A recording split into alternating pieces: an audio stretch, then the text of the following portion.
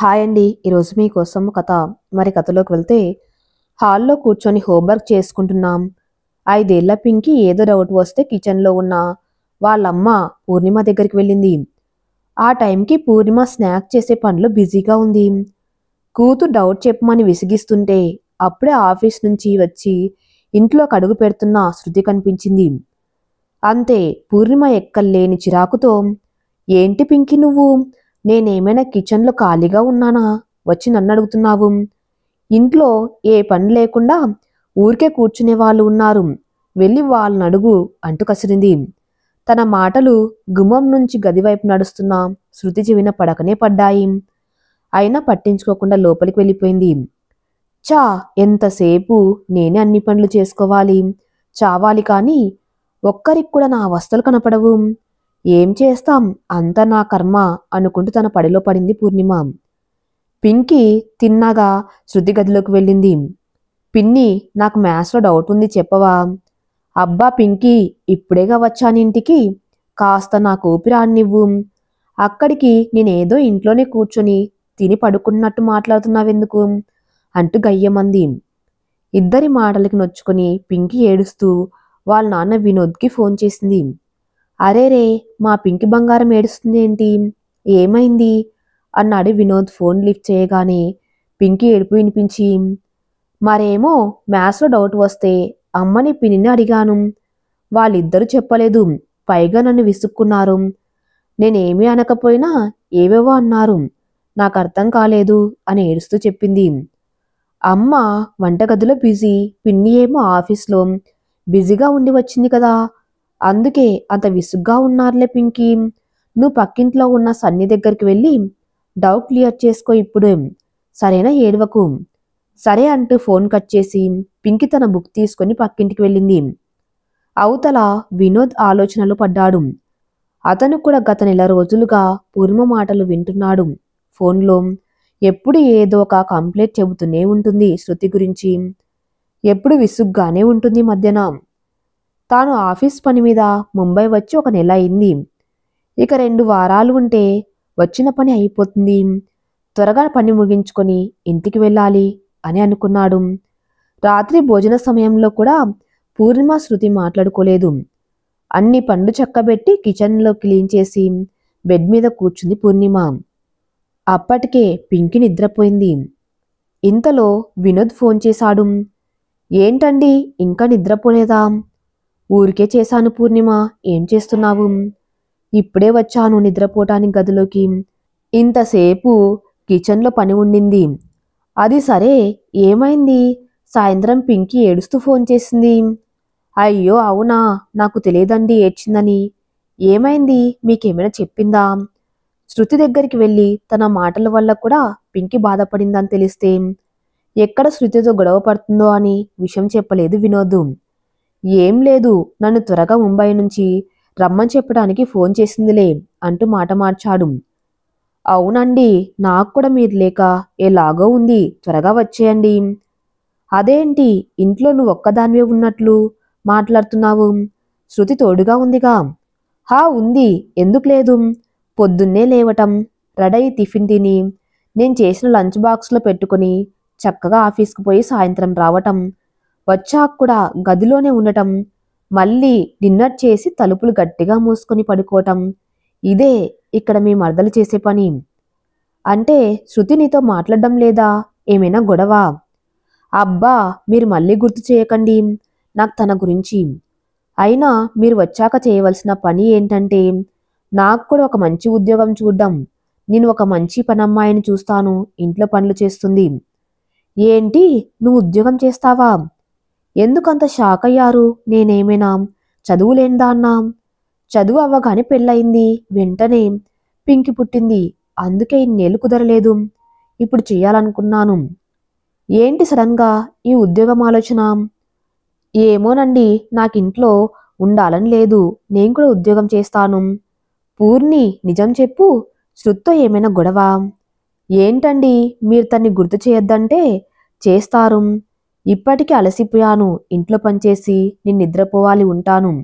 మీరు కూడా లేట్ చేయకుండా పడుకోండి, గుడ్ నైట్ అంటూ ఫోన్ కట్ చేసి లైట్ ఆఫ్ చేసి పింకిని నిండుగా దుప్పటి కప్పి తన బుగ్గ మీద ముద్దు పెట్టుకుని తను కూడా నిద్రపోయింది. ఇక్కడ శృతికి తన భర్త నుంచి ఫోన్ వచ్చింది. ఏం చేస్తున్నావు శృతి? నీ గురించి ఆలోచిస్తున్నాం. అవునా, ఏం ఆలోచిస్తున్నావు? మా ఆయన నా దగ్గరికి ఎప్పుడు వస్తాడా అనా? కాదు, నేను నీ దగ్గరికి ఎప్పుడు రావాలా అని. అందులో ఆలోచన ఏముంది? ఆఫీస్లో ఒక 3 రోజులు సెలవులు పెట్టి వచ్చేయి. అలా కాదు, నేను ఇక్కడ ఉద్యోగం మానేసి బెంగళూరుకి వచ్చేయాలనుకుంటున్నాం. మనం అక్కడే ఉండిపోదాము. అదేంటి శృతి అలా అంటున్నావు? నువ్వు బెంగళూరు వస్తావా? అవును దినేష్, నేను ఇక్కడ ఉండలేను. మనం బెంగళూరులోనే ఉందాం. కొత్త ఇల్లు తీసుకుందాం. నువ్వు ఆఫీస్కి వెళ్ళు, నేను ఇంట్లోనే ఉంటాను. ఏంటిది సడన్గా? ఏమో, నాకు ఇక్కడ నచ్చడం లేదు. శృతి, ఫస్ట్ కూల్ అవ్వు. నేను 1 మంత్ నుంచి వింటున్నా ఫోన్లో నువ్వు ముందులాగా లేవు. ఎప్పుడు ఏదో చిరాకుతో ఉంటున్నావు. వదిన ఏమైనా అన్నదా నిన్ను? అబ్బా, ఏదో కాస్త ప్రశాంతంగా ఉందామనుకుంటే మళ్ళీ గుర్తు చేస్తావేంటి ఆమె గురించి? నా మూడంతా స్పాయిల్ చేశావు. నేను రేపు మాట్లాడతాను నీతో, బాయ్ అంటూ ఫోన్ కట్ చేసి పడుకుంది. ఆ రోజు ఆదివారం కావటంతో ఆఫీస్ లేక రోజు లేచే టైం కంటే 1 గంట లేటుగా నిద్ర లేచింది శృతి. లేచింది అనే కంటే కిచెన్ నుంచి దబాదబమంటూ వినిపిస్తున్న శబ్దాలకి భయపడిందని చెప్పవచ్చు. అబ్బా, ఆదివారం కూడా ఇంట్లో ప్రశాంతత లేదు. ఏ మనిషో ఏంటో. అక్కడికి నాన్నకు చెబుతూనే ఉన్నాను, నన్ను తోడికోడలు ఉన్న ఇంటికి ఇచ్చి చెయ్యకండి అని. వింటేగా తెచ్చి ఇక్కడ పడేశారు. ఈవిడేమో నన్ను అత్తగారి కన్నా ఎక్కువగా సాధిస్తుంది అనుకుంటూ వెళ్ళి స్నానం చేసి రెడయింది. హాల్లోకి వచ్చింది టిఫిన్ తినడానికి.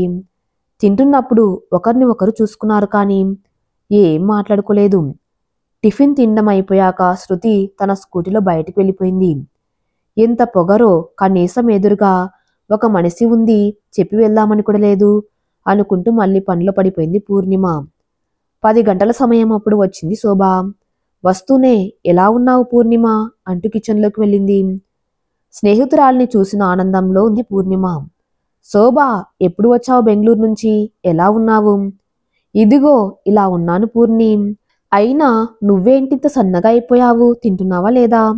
తింటున్నానే, కానీ ఇంట్లో పనుల వల్ల తిన్నది కూడా పడడం లేదు. అవును, ఈరోజు ఆదివారమేగా, మీ ఆయన లేడేంటి? ఆయన ఆఫీస్ పని మీద ముంబై వెళ్ళారు. వెళ్ళి నెల అయింది. ఇంకో 2 వారాల్లో వచ్చేస్తారు. నువ్వు చాలా మారిపోయావు పూర్ణి. నేను నిన్ను 6 నెలల క్రితమే చూశాను. అప్పటికి ఇప్పటికి కూడా బాగా సన్నబడ్డావు. ఈ మధ్య నిద్రపోవటం లేదా ఏంటి? కళ్ళు అలా ఉన్నాయి. ఏం చెప్పను శోభ నా కష్టాలు. నువ్వు చూడు ఎంత అందంగా ఉన్నావో. నీలాగే నేను చదువుకున్నాను కానీ పెళ్లి చేసుకొని ఈ ఇంట్లో పడి ఏడుస్తున్నాం. మరి నువ్వెంచక్క భర్తతో మంచి ఉద్యోగం చేస్తున్నావు బెంగళూరులో. దేనికైనా అదృష్టం ఉండాలి. ఏమైంది పూర్ణి అంతలా బాధపడుతున్నావు? ఇప్పుడు నీకేం కష్టం వచ్చిందని ఇలా అంటున్నావు? ఏం కష్టమని చెప్పుకోను, అన్నీ అవే కదా. నాకు విసుగొచ్చింది శోభా ఇంట్లో. మా ఆయన ముంబై నుంచి వచ్చాక అడిగేద్దాం అనుకుంటున్నాం. ఒక పని మనిషిని పెట్టుకొని నేను కూడా నీలాగా హాయిగా ఉద్యోగంలో జాయిన్ అవుతాను అని. అప్పుడే నా ఇంట్లో పనుల బాధ తప్పుతుంది నాకు. ఏంటి పూర్ణి, హాయిగా ఉద్యోగం చేస్తావా? ఇంటి పని నీ కష్టంగా ఉందా? అసలు నేను బెంగళూరు నుంచి ఎందుకు వచ్చానో తెలుసా? స్కూటీలో బయటకు వెళ్ళిన శృతి అదే ఊర్లో ఉండే తన స్నేహితురాలైన కావ్య ఇంటికి వెళ్ళింది. తన్ని చూడగానే సంతోషంతో, కావ్య బాగున్నావా అని అడిగింది. నేను బాగానే ఉన్నాను శృతి, నువ్వెలా ఉన్నావు? ఏంటే, ఎవరైనా పెళ్ళయ్యాక లావవుతారు, నువ్వేంటి ఇంత చిక్కిపోయావు? పెళ్ళైతే ఖచ్చితంగా లావవ్వాలని రూలు ఉందా ఏంటి? రూలేం లేదు కానీ మరింత దారుణంగా అయ్యావేంటి? దినేష్ నిన్ను సరిగా చూసుకోవటం లేదా? దినేష్ బాగా చూసుకుంటాడు కావ్య నన్ను. పెళ్ళయ్యాక బెంగళూరు వెళ్ళాడు. త్వరలో ఇక్కడికి రావాలని చాలా కష్టపడుతున్నాడు. మంచిదేగా శృతి, నువ్విక్కడ తనక్కడ ఏం బాగుంటుంది? త్వరగా దినేష్ ఇక్కడికి వచ్చేస్తే ఇద్దరు తోడుగా ఆఫీస్కి వెళ్ళవచ్చు. ఏంటో కావ్య, ముందు దినేష్ ఇక్కడికి వచ్చేయాలి అనుకున్నా కానీ ఇప్పుడు నాకే బెంగళూరు వెళ్ళాలని ఉంది. అదేంటి శృతి, నువ్వు బెంగళూరు వెళ్తే ఎలా? ఇద్దరే ఉండిపోతారు అక్కడ. ఇక్కడైతే మీ బావగారు అక్కగారు ఉంటారు కదా. ఉన్నారులే పెద్ద బావగారు, గొప్ప అక్కగారు. నాకైతే బెంగళూరులో దినేష్ దగ్గరికి పోవాలి. అక్కడ ఒక ఇల్లు తీసుకొని నేను హాయిగా ఇంట్లో పని చేసుకుంటూ, దినేష్ ఏమో ఆఫీస్ పని చేసుకుంటూ హ్యాపీగా ఉండాలని ఉంది. ఈ విధవ ఉద్యోగం చెయ్యలేను నేను. ఏంటి శృతి, నువ్వు ఉద్యోగం మానేస్తావా? హాయిగా ఇంటి పని చేసుకుంటావా? నిన్నీరోజు మా ఇంటికి రమ్మని ఎందుకు పిలిచానో తెలుసా? ఎందుకు వచ్చేసావు బెంగళూరు నుంచి? బెంగళూరులో ఆ ఉద్యోగం చేయలేక మానేసి ఇక్కడే మా అత్తగారింట్లోనే ఉండాలని మా ఆయన్ని కూడా తీసుకుని వచ్చాను. నీకేమైనా పిచ్చా శోభా? అంత మంచి ఉద్యోగం వదిలేసి ఇంట్లో కూర్చొని అంట్లు తోముకుంటావా? ఎవరు చెప్పారు పూర్ణి నీకు ఉద్యోగం హాయిగా ఉంటుందని? ఎందుకు పిలిచావు మీ ఇంటికి? ఈ ఇంటి పనులు నా వల్ల కావటం లేదు. మా ఆయనకు చెప్పి ఒక పని మనిషిని పెట్టించాను. నేను కూడా ఇక ఉద్యోగం చేయాలనుకుంటున్నాను. మీ ఆఫీస్లో నాకేదైనా జాబ్ చూసి పెడతావని నిన్ను రమ్మన్నాను. ఏంటి కావ్య, చక్కగా ఇంట్లో ఉండక ఉద్యోగానికి వెళ్తావా? ఎవరు చెప్పారు శృతి ఇంట్లోనే చక్కగా హాయిగా ఉండవచ్చని? శోభ, నువ్వు చెప్పేది నాకు అర్థం కావటం లేదు. ఉద్యోగం హాయిగా ఉండదా? వారంలో 5 రోజులు వెళ్తే నెలాఖరులో 5 అంకెల జీతం వస్తుంది. ఉద్యోగం చేస్తున్నామంటే బయట ఎంత గౌరవం ఉంటుంది మనకి. నువ్వేంటి అదేదో పెద్ద కష్టమైనట్టు చెప్తున్నావు? పూర్ణి, నీకు తెలుసు కదా, నా స్టడీస్ అవ్వగానే నాన్న పెళ్లి చేస్తానంటే వద్దు అని చెప్పి జాబ్లో జాయిన్ అయ్యాను. మొదట్లో బాగానే ఉంది కానీ తర్వాత స్టార్ట్ అయింది అసలు కథ. ఏంటి కావ్య అలా అంటున్నావు? ఇంట్లో ఎలాంటి టెన్షన్ లేకుండా హాయిగా మన పని మనం చేసుకుంటూ ఉంటే హాయి కాక ఇంకేముంటుంది? శృతి, నీకు తెలుసు కదా మా నాన్న గురించి. చదువు అవ్వగానే ఉద్యోగం ఏమీ అవసరం లేదు అంటూ బాగా సంపాదించే అబ్బాయిని చూసి పెళ్లి చేశాడు. నేను ఇంట్లో పనులు చేసుకుంటూ మొదట్లో హాయిగానే ఉండేదాన్ని. తర్వాతే మొదలైంది నా కథ. పొద్దున్నే హడావిడిగా లేవటం, పిల్లల్ని లేపటం, వాళ్ళకి బ్రష్, స్నానాలు, తర్వాత పాలు, యూనిఫామ్ రెడీ చేసి వాళ్ళ బ్యాగ్స్ కూడా నేనే సర్దిపెట్టి తర్వాత నేను కూడా త్వరగా స్నానం చేసి కిచెన్లోకి వెళ్ళటం, వచ్చాక టిఫిన్ చేసుకోవటం, లంచ్ కూడా చేసుకుని బాక్స్లో పెట్టుకోవటం. ఒక్కోసారి ఇంట్లో చేసుకోవటానికి టైంకి ఏముండవు. మాకేమో వీకెండ్ ఒక్కటే టైం ఉంటుంది ఇంట్లో కన్ని తెచ్చుకోవటానికి. పోనీ ఆ రోజు తెచ్చుకుందామా అనుకుంటే దొరికి ఆ ఒక్కరోజు రెస్ట్ తీసుకుందామా అనిపిస్తుంది. ఎలాగో కష్టపడి బయటికి వెళ్తే ఎక్కడ చూసినా మా లాంటి వాళ్ళే. సూపర్ మార్కెట్లో, కూరగాయల దగ్గర, స్టోర్స్లో ప్రతి చోట క్యూలో నిలబడి ఉంటారు. అన్నీ తీసుకొని ఇంటికి వచ్చేసరికి ప్రాణం ఊసరమంటుంది. ఎలాగో ఏదో ఒకట్లే అనుకొని ఉన్న వాటితోనే వంట చేసుకొని పిల్లలకి కూడా క్యారేజ్ కట్టి ఇంటి దగ్గరికి వచ్చిన స్కూల్ ఆటోలో వాళ్ళని ఎక్కించాక నేను కూడా ఏదో కాస్త తిని మా వారిని ఆఫీస్కి పంపించి సిటీ బస్లో ఆ జనసముద్రంలో ఆఫీస్కి చేరుకుంటాను.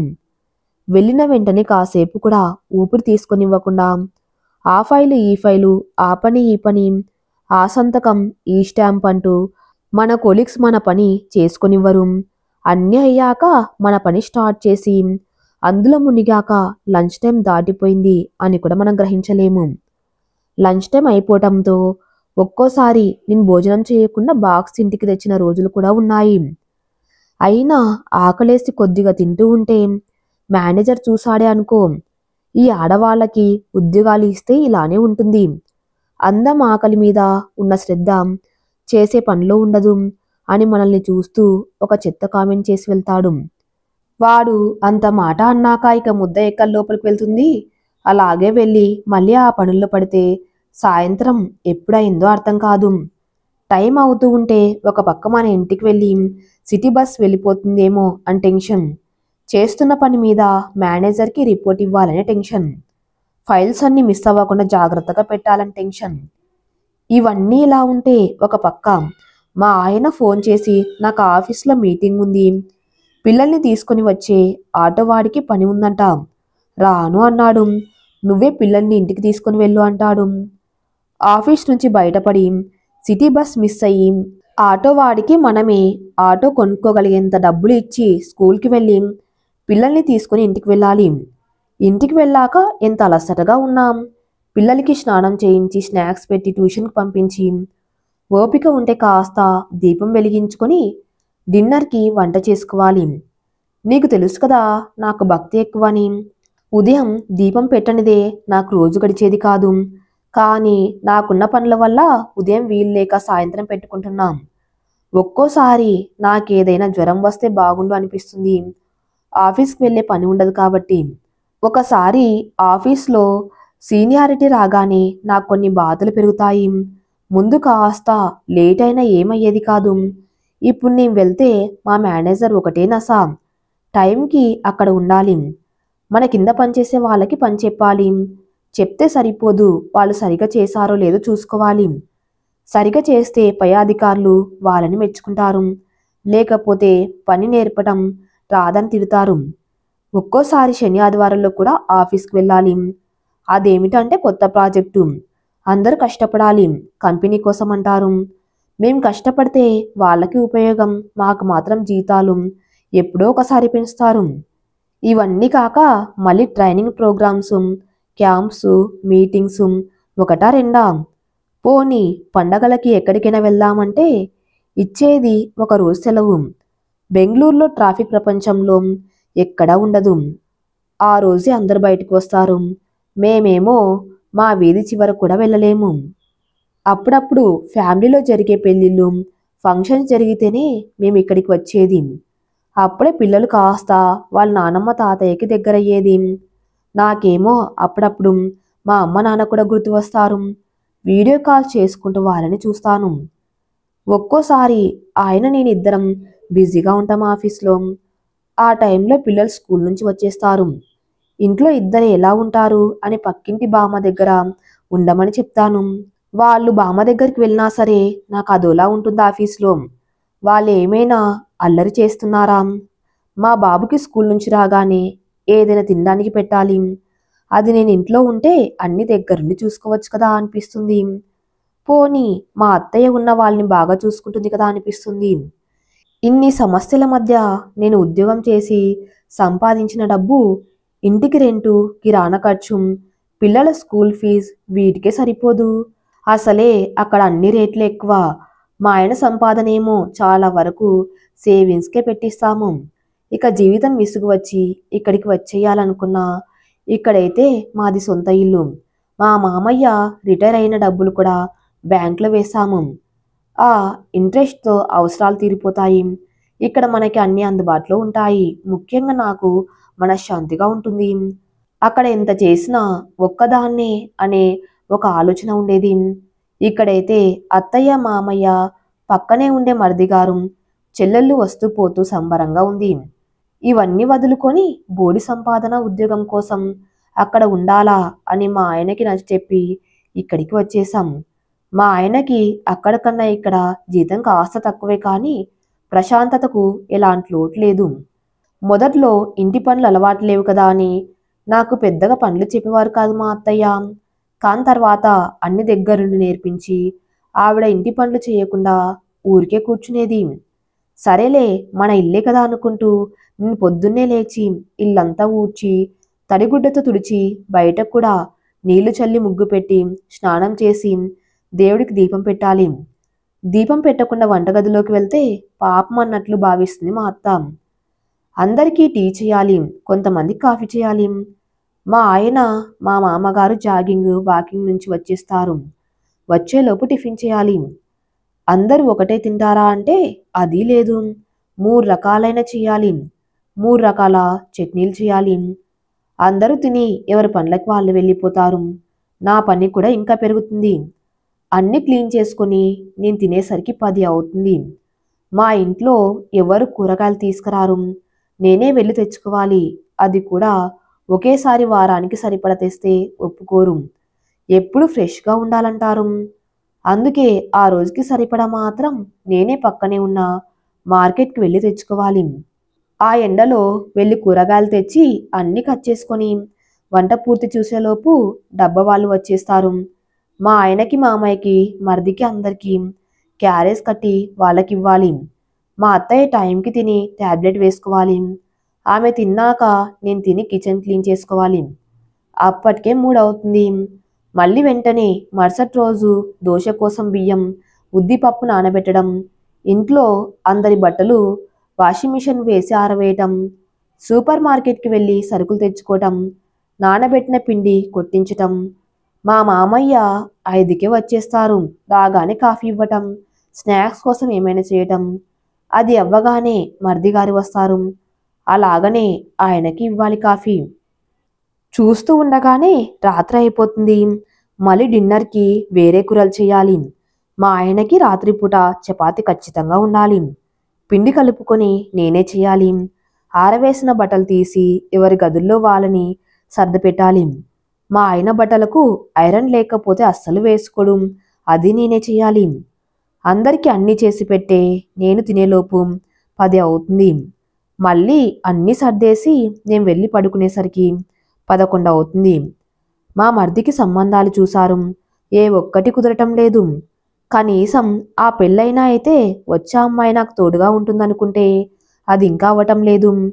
మాకింకా పిల్లలు పుట్టకుండానే నాకింట్లో ఇంత పని ఉంటే ఇక ఎవరైనా పుట్టాక వాళ్ళ పని ఎక్స్ట్రా. అసలే పిల్లలంటే ఎంత జాగ్రత్తగా ఉండాలి. మా అత్తయ్య మామయ్య ఏది పట్టించుకోరు. మా మరిది మా వారైనా కనీసం నా గురించి ఆలోచించి నాకు కాస్త సహాయంగా ఉంటారా అంటే అది లేదు. ఇవన్నీ ఒక ఎత్తు అయితే పండగలు వచ్చినప్పుడు ఇక నేను మనిషినో మిషనో నాకే అర్థం కాదు. దేవుడి పూజ ప్రసాదాలు, పిండి వంటలు, ఇల్లు అలంకరించడం ఒకటా రెండా? మా అత్తయ్య చుట్టాలు వచ్చారంటే 2 రోజులు ఉండందే వెళ్ళరిక్కడి నుంచి. ఇక అప్పుడు నా పని రెండింతలవుతుంది. నీకు తెలుసు కదా నాకు సినిమాలంటే ఇష్టమని. ఎప్పుడో పెళ్ళైన కొత్తలో నేను మా ఆయన ఒక మూవీకి వెళ్ళాం. ఆ తర్వాత కనీసం టీవీలో చూసే టైం కూడా లేదు నాకు. ఏముంటుందిలే అనుకుంటున్నావు కానీ ఇంట్లో పని అంటే మాటలు కాదు శృతి.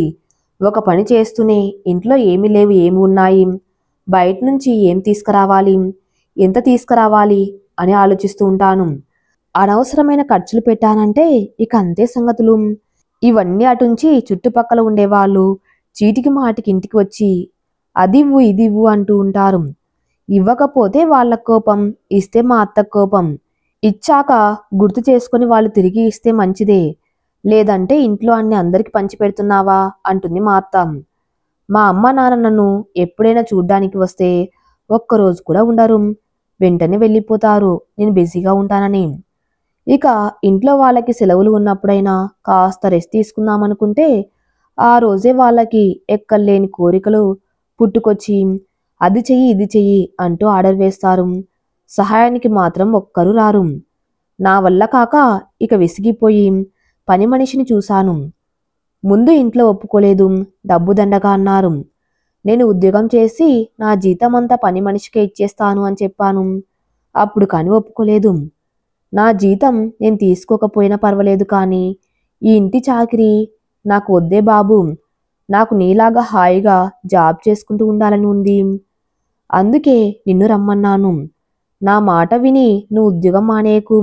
ఒకవేళ మానేసి ఇంటి పని చూసుకుంటున్నావా తర్వాత ఇందులో నుంచి బయటపడలేవు. శోభ అంత చెప్తూ ఉంటుంది. ఇంతలో ఆమె ఫోన్ రింగ్ అవుతుంది. సరేనే నేను వెళ్తాను. మా అత్తయ్య ఫోన్ చేసింది. ఇంకోసారి వస్తాను నేను. నువ్వు మాత్రం ఉద్యోగం అనే ఆలోచన మానే. ఒక్కసారి ఉద్యోగం అంటూ బయటికి వెళ్తే ప్రశాంతతని మర్చిపోవాల్సిందే.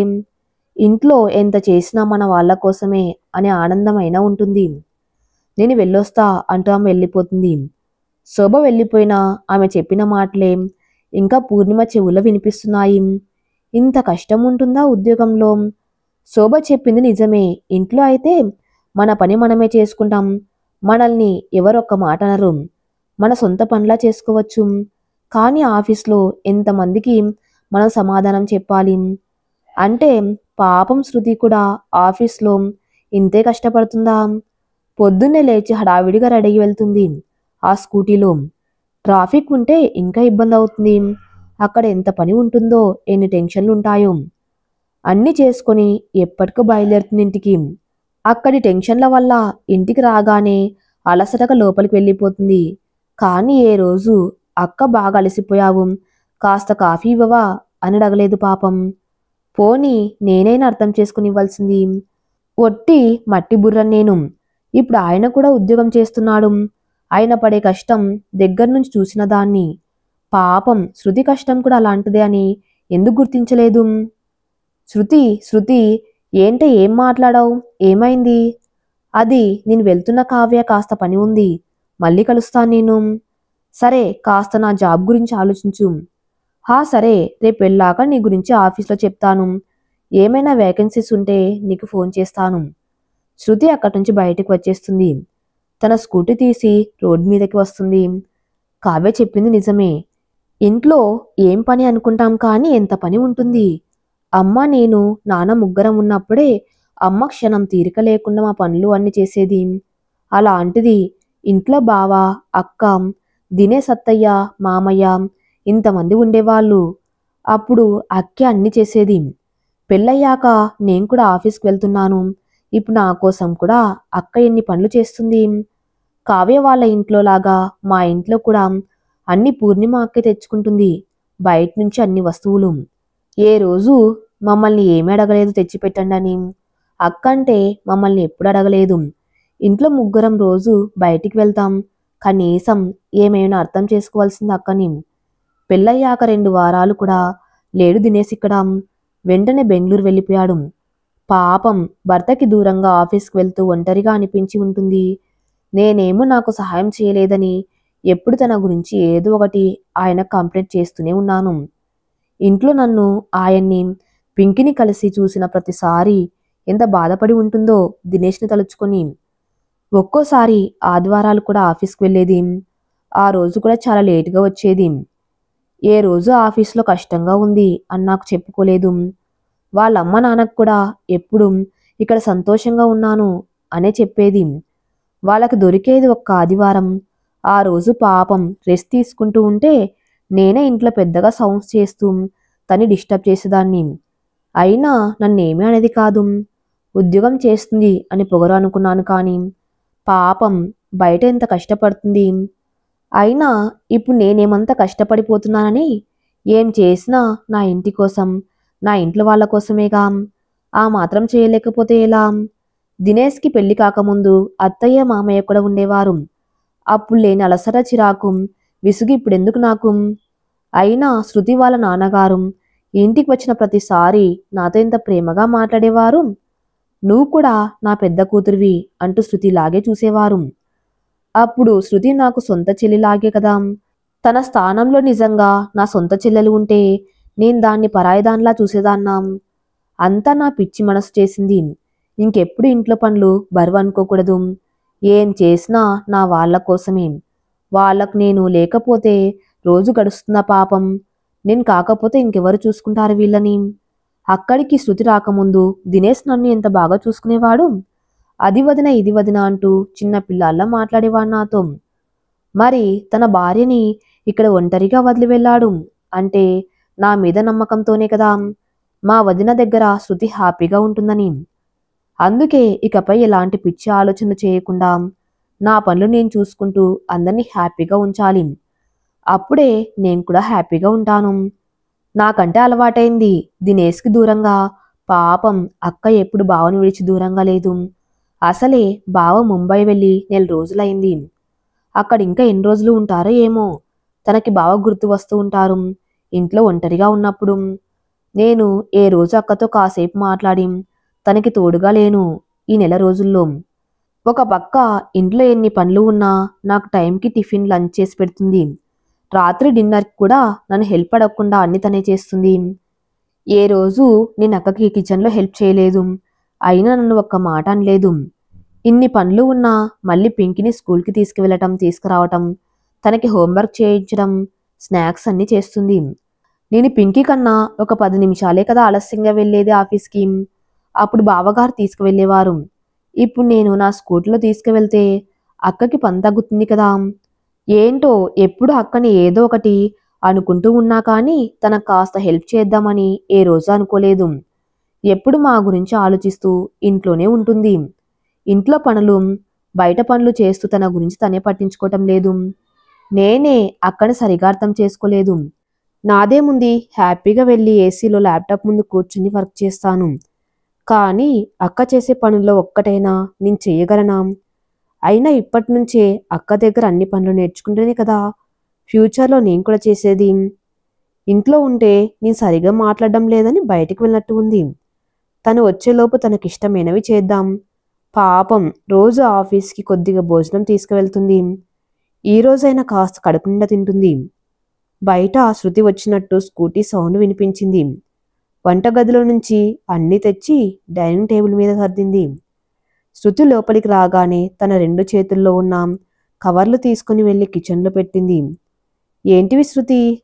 అది అక్క, నీకు టైం ఉండదు కదా, అందుకని నేనే సూపర్ మార్కెట్కి వెళ్ళి సరుకులు తెచ్చాను. ఇంకో 2 వారాల వరకు ఇబ్బంది లేదు. అయ్యో, ఎందుకు శ్రమ, నేను తెచ్చుకునేదాన్ని కదా. ఇందులో శ్రమ ఏముందక్క, ఎలాగో బయటికి వెళ్ళాను, తెస్తే నీకు కాస్త సహాయంగా ఉంటుందని తెచ్చాను. సర్లే పద భోజనం చేద్దాము. ఇద్దరు వెళ్ళి డైనింగ్ టేబుల్ ముందు కూర్చుంటారు. అప్పుడే పక్కింటి నుండి ఆడుకొని వస్తుంది పింకీ. పింకీ రానా, లంచ్ చేద్దు. పూర్ణిమ శృతి ఇద్దరు నవ్వుకుంటూ ఉండడంతో కాస్త అయోమయంగా వెళ్ళి కూర్చుంటుంది. వావక్క, బిర్యానీ చేశావా? అవును శృతి, మీ బావ ముంబై వెళ్ళినప్పటి నుంచి నేను బిర్యానీ చేయలేదు. నీకిష్టం కదా అని రోజు చేశాను. రోజు ఆఫీస్కి కొంచెమే భోజనం తీసుకుని వెళ్తున్నావు, ఈరోజు ఫుల్గా తినాలి. అయితే నువ్వు కూడా కూర్చో అక్క, ముగ్గురం తినేద్దాం. సరే. 2 వారాల తర్వాత వచ్చిన వినోద్, దినేష్ ఇంట్లో వాతావరణం చూసి షాక్ అయ్యారు.